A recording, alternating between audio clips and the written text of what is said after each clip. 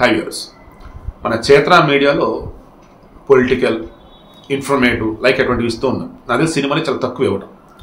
But ఈరోజు విషయాలకు సంబంధించి కొన్ని న్యూస్ చూసినాక, విషయాలకు సంబంధించి కొన్ని వెబ్సైట్లు వాళ్ళు పెడుతున్న వార్తలు చూశాక లేదు ఖచ్చితంగా మన చేతన మీడియాలో ఇవ్వాలి, చైతన్యం తీసుకురావాల్సిందే ఆడియన్స్లో అనిపించింది.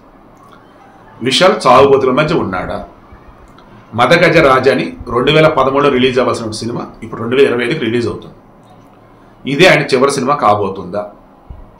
మొన్న లేటెస్ట్ అంటే రత్నం అని ఒక సినిమా వచ్చింది, అదే ఆయన చివరి సినిమానా? అసలు క్లారిటీ ఇవ్వాల్సిందే అనిపించి ఈ వీడియో ఇస్తున్నాను.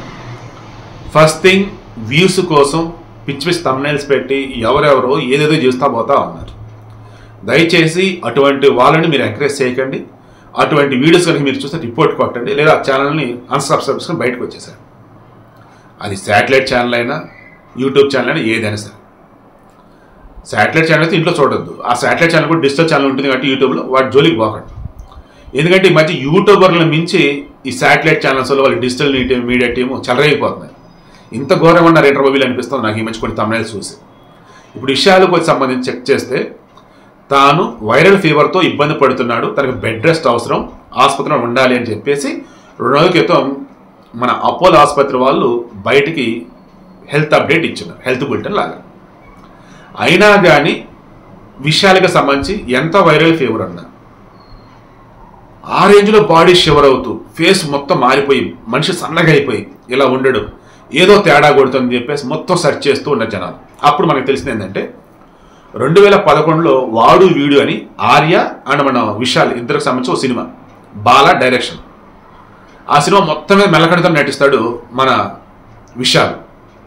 సో ఆ మెల్లకలలో నటిస్తూ అది కొంచెం బ్రెయిన్ మీద ఎఫెక్ట్ పడుతుంది, నర్వ్ సిస్టమ్ మీద. అదే మూమెంట్లో చెట్టు మించి కింద పడ్డాడు పాపం ఓ సందర్భంలో. దాంతో కొంచెం తలకి డ్యామేజ్ అవటం, నార్మల్గా అనుకోని మెడిసిన్స్ ఇవ్వడానికి రికవర్ అయ్యారు. బట్ ఆ సినిమా తర్వాత కూడా పలు సందర్భాలలో ఈయనకి తలనొప్పి వస్తూ ఉండటం, ఏంతో ఒకసారి చూపిద్దామని చెప్పేసి స్కాన్లు అవన్నీ చేస్తే nerve system little bit damage అయిందని ట్రీట్మెంట్ అవసరం డాక్టర్లు చెప్పడంతో ఇక అప్పటి నుంచి ఫారిన్ వెళ్ళి ట్రీట్మెంట్ చేయించుకుంటూ, ఒకవేళ ఇక్కడ కనుక ఉన్నట్టయితే కన్సల్ట్ డాక్టర్తో వెళ్ళి ట్రీట్మెంట్ చేయించుకుంటూ ఉంటూనే మరలా ఎక్సర్సైజ్లను చేస్తూ బాడీ బిల్డ్ చేసుకుంటూ సినిమాల్లో, పాలిటిక్స్లో యాక్టివ్గా ఉంటూ ఉన్నాడు. అయితే రీసెంట్ టైమ్స్లో మన రత్నం అనే మూవీ తర్వాత ఇక ఏది ఒప్పుకోలేదు. ఎందుకు ఏంటి అంటే బాగా డ్యామేజ్ అయింది, ఖచ్చితంగా బెడ్ రెస్ట్ అవసరం లేదు, బెడ్ రెస్ట్ కాకపోయినా ఇంకా స్టంట్స్ చేయటం కానీ లేదంటే సినిమాలో నటించడం కానీ ఇటువంటివి చేయకూడదు, కొన్నాళ్ళు రెస్ట్ అని చెప్పేసి చెప్తే అలా రెస్ట్ తీసుకుంటూ ఉన్నాడు. ఈ మూమెంట్లో వైరల్ ఫీవర్, డెంగ్యూ ఫీవర్ రావడం. బట్ మదగజ రాజా సినిమా 2013 సంక్రాంతిలో రిలీజ్ అవ్వాల్సింది. బట్ అనుకోనేటువంటి అవాంతరాలు, ఫైనాన్షియల్ ఇష్యూస్ వల్ల జెమినీ ఫిల్మ్ సర్క్యూట్ వల్ల తీసింది. మొత్తానికి ఇదిగో ఇప్పుడు రిలీజ్ అవుతాను. సినిమా డైరెక్టర్ వచ్చేసి సుందర్. ఆయన నేను చెప్తున్నాడు ఈ సినిమా స్టోరీ చెప్తామని చెప్పేసి అనుకున్నప్పుడు ఖుష్బు ఓకే గో హెడ్ అని చెప్పాను. ఎందుకంటే ఖుష్బు విశాల్ మంచి ఫ్రెండ్స్. ఖుష్బు కూడా చెప్పింది విశాల్ నేను కలిసి ఏ సినిమాలో నటించాల, కానీ మేమిద్దరం అనుకోకుండా ఫంక్షన్లో కలిసాం, అప్పటి నుంచి చాలా ఫ్రెండ్లీగా ఉంటాం మేమిద్దరం. నేను అందరిని మీరే రెస్పెక్ట్ ఇస్తాను, బట్ విశాల్ దగ్గర వచ్చేసి నువ్వు అనేసి సింగులర్గానే పిలుస్తాను, ఎందుకంటే మేమిద్దరం అంతా మంచి ఫ్రెండ్స్ అని చెప్పుకుంటూ హ్యాపీగా వెళ్ళి అతనితో స్టోరీ చెప్పమని అన్నాను. దెన్ మా దగ్గర సుందర్ చెప్తున్నాను. దెన్ ఇక నేను వెళ్ళాను. నా స్టేట్ నేను వెళ్తున్నప్పుడు విశాల్ బయటకు వెళ్తే నాకు కనిపించాడు. మనల్ని రమ్ముని టైం ఇచ్చి ఇప్పుడు బయటకు ఎందుకు వెళ్తాడులే కాదని అనుకున్నాం.